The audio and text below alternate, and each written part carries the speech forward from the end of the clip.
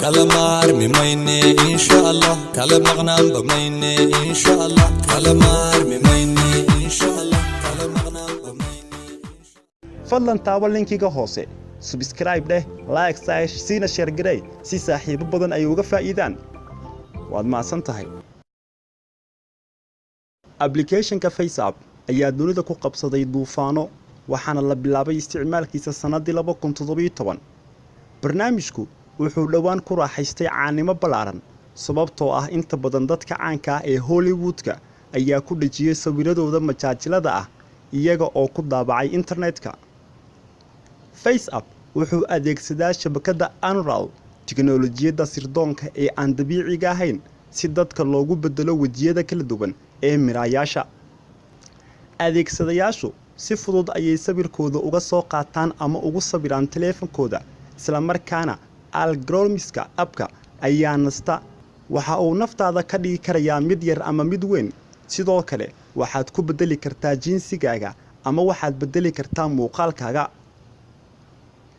shaandhaynta gabowga ayaa si fudud ugu caansan iyadoo Drake, Hilary Duff, Jordan Ramsey iyo LeBron James ay ka mid ahaayeen dadkii caanka ahaa ee muujiyay wajiyadooda mustaqbalka ee warbaahinta bulshada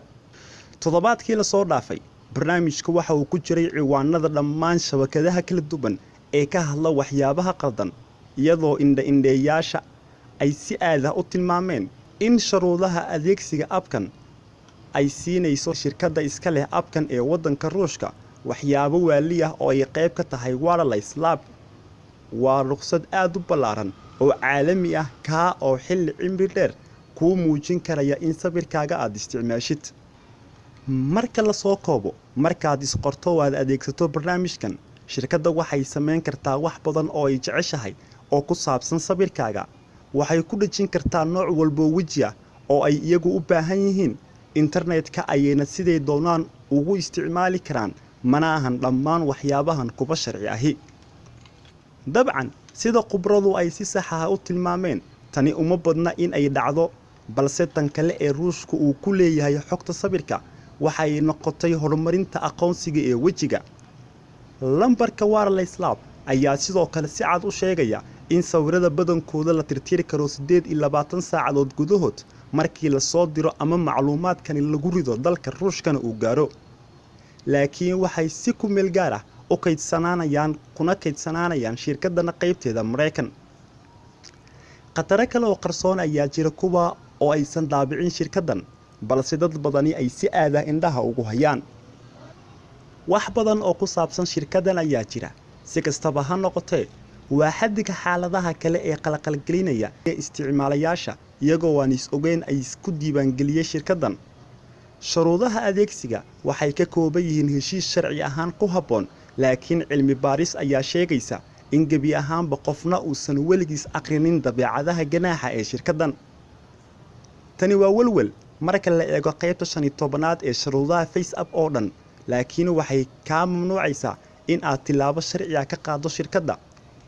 waxaa lagu ogol yahay oo kaliya in aad xareyso sheegashooyinka yaryar ilaa iyo xad mooyaane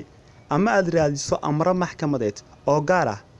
haddii kale waxaa laga rabaa inaad xaliso dhammaan khilaafaadka sharciyeed iyadoo loo marayo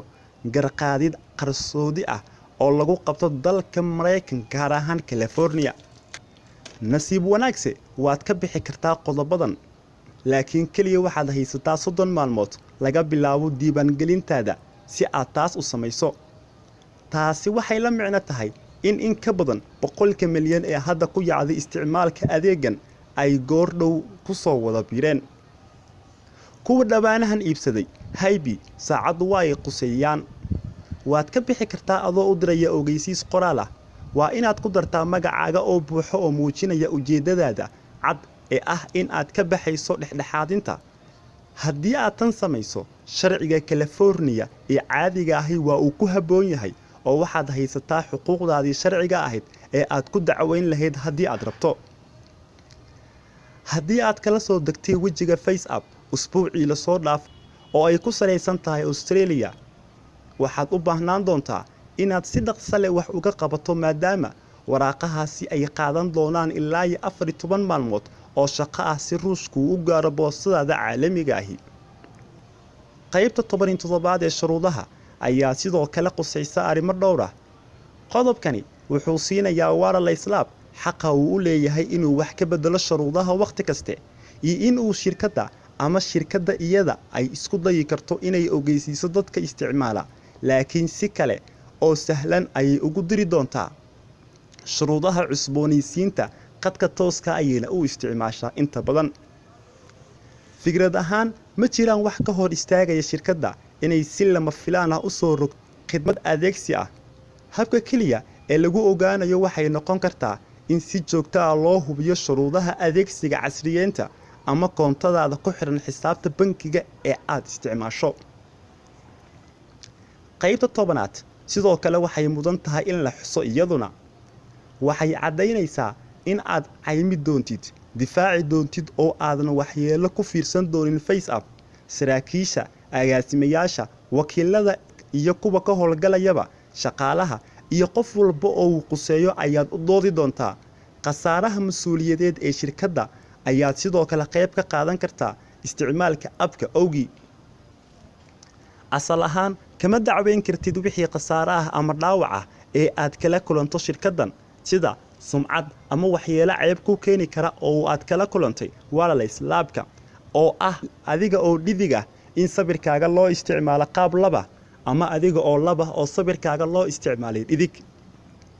waxay sidoo kale ka dhigan tahay inaad ogolaatay inaad bixiso dhammaan khidmadaha sharciga ee sheegashada dhinac saddexaadka ee kasoo horjeeda FaceAapp oo kasoo ifbaxaya adeegsigaaga abka. weli waad dhiibanaysaa dhammaan xakamaynta tallaabooyinka sharciga ah, laakiin ma ku muuqanayaan markaad isticmaalayso adiga. FaceAapp waa mid aan la dafiri karin, haddana waa applicationka ugu caansan ee Australia ka hor Instagram iyo YouTube. soo dejinta abkan ee moobeelada iPhone-ka ee Mareykan ayaa kordhay 561% bishii la soo dhaafay. barnaamij walba oo ciyaar ah oo haddana faafinaya farxadda ayaa noqon kara wax fiican. waa muhiim si kastaba ha noqotee in adeegsadayaashu ay ogaadaan waxay iska qorayaan, haddii kale in badan oo xuquuqdooda sharciga ayaa la baabi'in doonaa iyo soo bandhigidooda sharciyadeed, waana mid aan caadi ahayn iyaduna. sida haddii maqaarka uu duuduubmo iyo tirma ciroodku haddaysan ahayn kuwa adiga kuu fiican. Makian Basaro, macalinka sharciga ee jaamacadda Adelaide, ayaa isaguna sidoo kale ku tilmaamay in kani uu yahay qayb ka mid ah sharci aamusiinta dunida application loo isticmaalo. fadlan taabo linkiga hoose, subscribe dheh, like siina share garey si saaxiibo badan ay uga faa'iidaan. waad mahadsan tahay.